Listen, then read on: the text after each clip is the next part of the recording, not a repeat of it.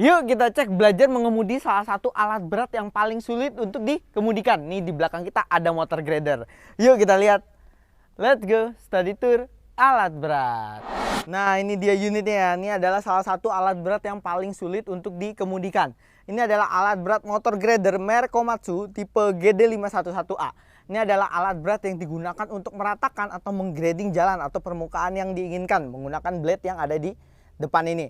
Nah ini disebut alat berat yang paling sulit untuk dikemudikan karena gerakan yang bisa dilakukan oleh alat berat ini ada banyak. Yuk langsung aja kita lihat bagaimana cara mengoperasikannya.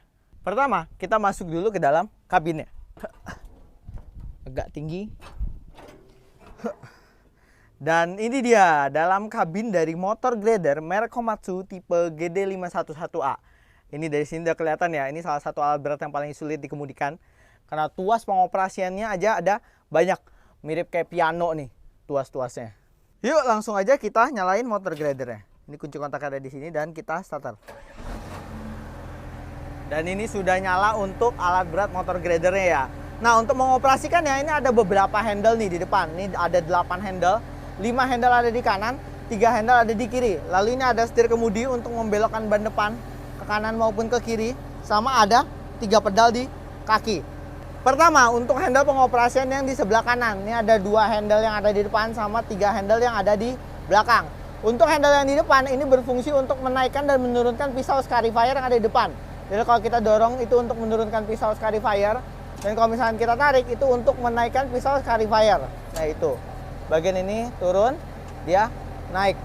Lalu handle kedua yang ada di depan ini berfungsi untuk membelokkan pinggangnya ke kanan maupun ke kiri. Kalau misalkan kita dorong, pinggangnya akan belok ke kiri. Kalau misalkan kita tarik, ini pinggangnya akan belok ke kanan. Jadi alat berat ini bisa patah pinggang ya, atau bagian tengahnya ini bisa belok ke kanan maupun ke kiri. Lalu ada 3 handle yang ada di belakang.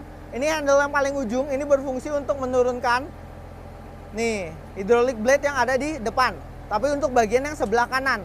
Ini kalau misalkan kita dorong dia turun, kalau misalkan kita tarik, ini dia akan naik. Fungsi ini sama dengan handle yang paling ujung nih di sebelah sini. Nah ini tapi bedanya kalau misalkan yang tadi untuk hidrolik sebelah kanan, kalau misalkan yang paling ujung kiri ini untuk hidrolik yang sebelah kiri. Nah ini kalau didorong untuk membuka, kalau misalkan kita tarik ini untuk menutup hidrolik blade yang ada di kiri. Jadi kanan dan kiri ini tuas pengoperasiannya ada di paling ujung nih dua-duanya.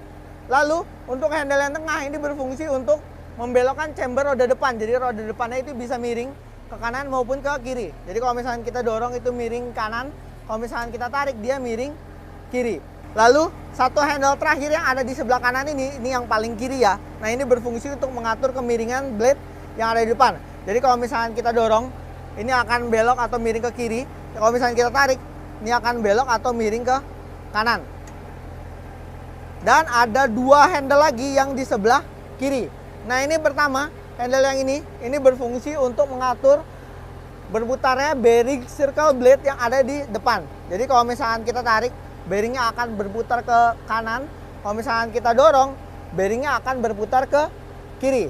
Lalu satu handle lagi, nah ini berfungsi untuk mengatur blade ini ke kanan maupun ke kiri. Jadi blade ini bisa bergerak ke kanan maupun ke kiri. Cara dengan didorong, kalau didorong blade-nya akan bergerak ke kiri.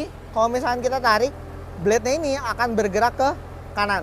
Lalu untuk maju dan mundur ini dibantu dengan setir nih, setir kemudi itu untuk membelokkan bannya ke kanan maupun ke kiri. Jadi ini berfungsi untuk belok ya. Dan ada 3 pedal di kaki. Pedal pertama ini untuk gas. Jadi kalau misalnya kita injak itu untuk gas. Pedal yang kedua ini untuk rem. Dan pedal yang ketiga ini berfungsi sebagai kopling. Jadi kalau misalnya kita masukin gigi, nah ini gradernya ini nggak akan maju sebelum koplingnya ini kita buka, baru ini maju. Kalau kita injak ini akan berhenti lagi sambil kita rem. Nah, sama ada transmisi yang ada di sebelah kanan.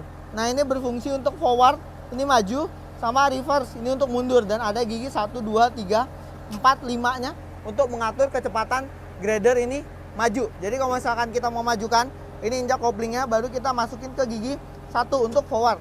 Maka grader ini akan maju ke depan. Tinggal kita arahin pakai setir. Dan kalau misalkan mau mundur, itu tinggal kita arahin ke reverse. 1 reverse, ini grader ini akan mundur. Nah, ini mundur. Kita injak rem, baru kita pindahin lagi ke netral untuk berhenti. Gimana? Menarik gak cara mengoperasikan motor grader ini? Yuk komen di bawah kalau mau tahu apa lagi tentang alat berat.